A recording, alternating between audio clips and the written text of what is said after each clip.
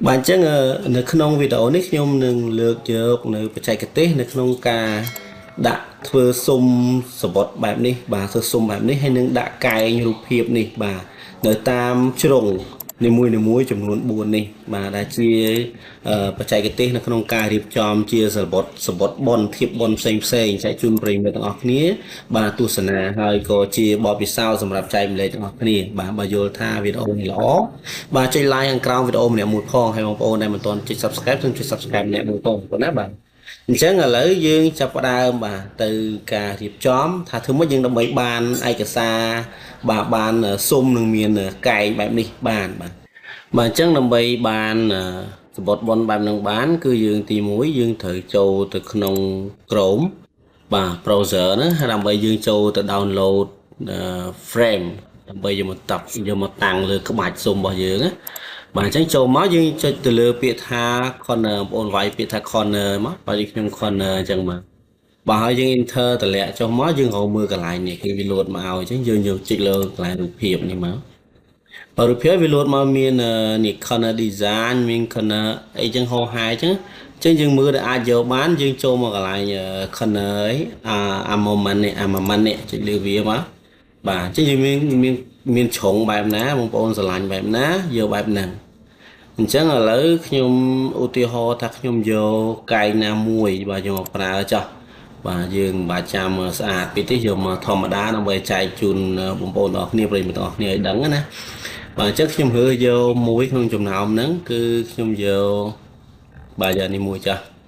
អញ្ចឹងខ្ញុំបានរូបភាពនេះបែបមកអញ្ចឹងខ្ញុំមកស្ដាំលើវាខ្ញុំយកពាក្យថា save image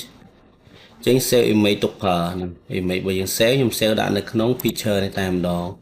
បាទអញ្ចឹង C នេះយើងមើលណា file ជួនកាល file ខ្លះយកទៅប្រើអត់ការទេអញ្ចឹងបងប្អូនឃើញកន្លែងក្រោមនេះ AVIS នេះ file ជួនកាលប្រើអត់ការទេអញ្ចឹងយើងត្រូវដូរ file វិញ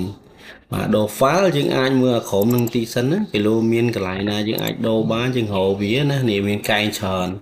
អញ្ចឹងយើងចូលអាណាដែលយើងអាចប្រើនេះយកអាក្រោមនេះម្ដងមើលបាទហើយខ្ញុំចូលទៅកាន់ website វិញគេលោអាច download បានណាបាទអញ្ចឹងអានេះ download សិតតែគិតលុយបងណាសិតតែគិតលុយអញ្ចឹងបើវាគិតលុយយើងរកអាណា free មក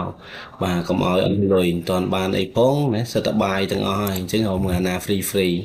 បាទអញ្ចឹងបើវាគ្មាន free ទេយើងត្រូវតែរកបច្ចេកទេស copy យកបាទខ្ញុំយកអា frame នេះមួយចោះបាទចុចមកស្ដាំលើវាខ្ញុំ save picture ទៀតបាទអញ្ចឹងយើងមើលមកខាងក្រោមនេះ PNG ល្មមបាទ PNG ល្មមអញ្ចឹងខ្ញុំចុចលើកន្លែង save បាទអញ្ចឹងខ្ញុំបាន save រូបភាពនេះមួយចូលទៅក្នុងម៉ាស៊ីនកុំព្យូទ័ររបស់យើងបាទបន្ទាប់ខ្ញុំខ្វែងចោលដោយសារយើងអត់ត្រូវការប្រើទៀតទេហើយខ្ញុំបើក Microsoft Word របស់យើងចេញមកបាទអញ្ចឹង Microsoft Word ហ្នឹងគឺខ្ញុំសូមណែនាំប្រិយមិត្តទាំងអស់គ្នាឲ្យសេរីកណ្ដាស់ឲ្យសិនទៅដើម្បីងាយស្រួលគឺយើងចូលមកកន្លែង layout ចូលកន្លែង size នេះយើងយក A4 មកបាទហើយកន្លែង margin យើងយក narrow បាទអញ្ចឹង size A4 ហើយ margin យក narrow បងប្អូនឃើញមានកន្លែង narrow នេះគឺទោះបីជា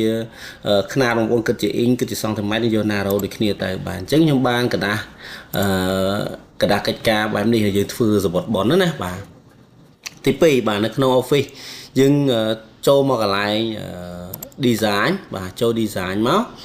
ហើយខ្ញុំចូលទៅកន្លែង page border សិនបាទ page border សិនបងប្អូនឃើញកន្លែងនេះទេ page border and shading អញ្ចឹងកន្លែងនេះមាន page border មាន border អញ្ចឹងខ្ញុំចង់កន្លែង page border នេះតែម្ដងខ្ញុំយកទៅកន្លែង art នេះខ្ញុំរកអាណាមួយបាទដែលយើងគិតថាអាចយកធ្វើជាសបុតបនបានណាបាទអញ្ចឹងខ្ញុំរកមើលស៊ុំហ្នឹង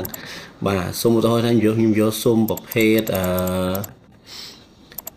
មានច្រើនបាទយើងស្រឡាញ់អាណាយើងយកអាហ្នឹងទៅកុំឲ្យស្មៅសៅម៉ងច្រើនអញ្ចឹងណា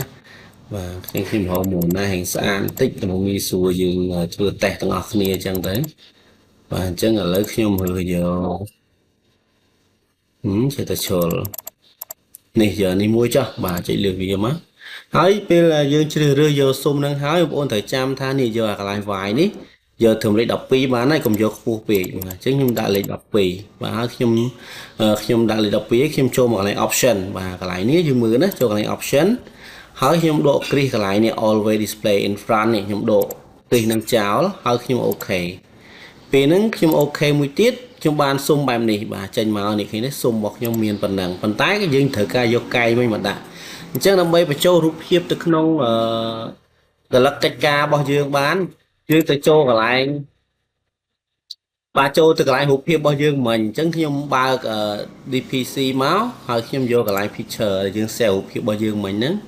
បាទអញ្ចឹងខ្ញុំមានច្រើននៅក្នុងនេះបាទឥឡូវខ្ញុំយករូបភាពណាដែលយើងបាន download មកមិញបាទរូបមួយណាចេះបាទវាអត់ឃើញក្នុង picture ហ្នឹងអត់ឃើញទៀត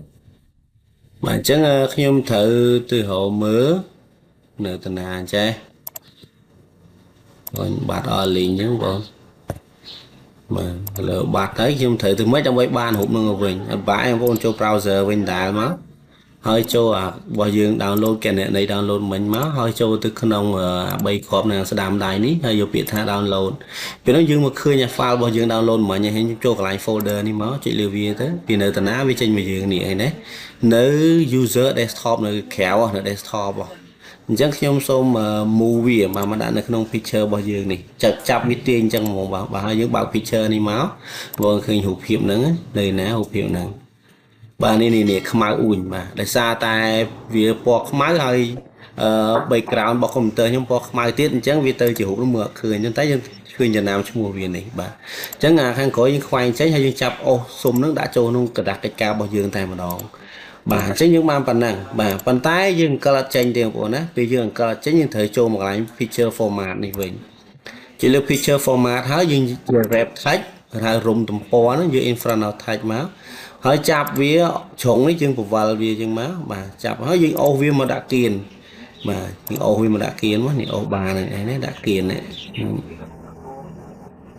ប៉ុណ្ណេះមកនេះស្អាតបាទឬក៏ចង់ស្រឡាយតូចជាងនឹងតិចបាទតូចជាងនឹងតិចប៉ុណ្ណេះមកបាទប៉ុណ្ណេះមកបានហើយបាទស្អាតឬក៏ធំតិចក៏បានបងប្អូនស្រឡាញ់ប៉ុណ្ណាស្រឡាញ់ប៉ុណ្ណឹងទៅបាទហើយខ្ញុំ copy អាហ្នឹង control C copy ឬក៏បងប្អូនចុចលើវាហើយយកមកកន្លែង home ហើយចុចកន្លែង copy នឹងស្ដាំនៅឆ្វេងដៃមកហើយចុចវាដាច់ចេះមកលេងមាន select លើណាយើងផាសមកវិញពេលនេះយើងបានមួយទៀតនៅតែនេះបាទអញ្ចឹងបានមួយមកយើងធ្វើមកចាប់ជ្រុងមកចេញរូបនេះបវល់វាមកខាងនេះមកឃើញទេបាទអញ្ចឹងយើងអូសវាមកដាក់នៅគៀននឹងដដែលបាទអញ្ចឹងយើងបានសុំបាទបានសុំហើយបានសុំនឹងកែងដាក់នៅក្នុងសបុតប៉ុនរបស់យើងហើយបាទអញ្ចឹងសម្រាប់4គ្រាប់យើងធ្វើលើផងក្រោមផងមែនទេបងប្អូនសបុតប៉ុនណាបាទអញ្ចឹងដើម្បីបាន4គ្រាប់យើងត្រូវផាសវាមួយទៀតមកបាទផាសវាមួយទៀតមកឲ្យបាន4គ្រាប់យើងចាប់ដើមបវល់វាបាទអញ្ចឹងខ្ញុំបវល់ពីលើចុះក្រោមចេះមួយបាទខ្ញុំបវល់ពីឆ្វេងទៅស្ដាំចេះមួយដើម្បីខ្ញុំដាក់កែងឆ្វេងក្រោមអញ្ចឹងអស់មកក្រោមមកបាទនេះខ្ញុំដាក់ក្រោមនេះឃើញទេអញ្ចឹងយើងប្រើ scroll លើក្តារចុចរបស់យើងដើម្បីងាយស្រួលក្នុងការអង្គិលទៅលើផ្នែកស៊ុំណាតូចៗដែលយើងពិបាកអង្គិលប្រើម៉ាវយើងប្រើនឹងបានអញ្ចឹងណាបាទប៉ុណ្ណឹងហើយបន្តមកទៀតយើងចូលមកអានេះមកជាហៀងនេះអញ្ចឹងគ្រាន់តែបវល់វាមកបាទបវល់ចេះមកហើយទាញវាត្រូវមើលដល់មកសមរំប៉ុណ្ណាយើងអូសវាមកក្រោមមកអញ្ចឹងយើងពេលខ្លះយើងបើចាំយកខ្នាតវាស់យើងប្រើភ្នែកយើងវាស់ត្មងទៅបាទអញ្ចឹងឥឡូវខ្ញុំបានកែងដាក់តាមស៊ុំសវត្តបនណាយើងមានប៉ុណ្ណឹងបាទការដាក់ស៊ុំសវត្តបនណាបាទអញ្ចឹងសម្រាប់ការដាក់សម្រាប់មេរៀនបន្ទាប់សូមជួយ subscribe ម្នាក់មួយដើម្បីបានវិធីសាស្ត្រនៅក្នុងការបង្កើតសបុតស៊ុំបែបនេះបន្តទៀតបាទអរគុណ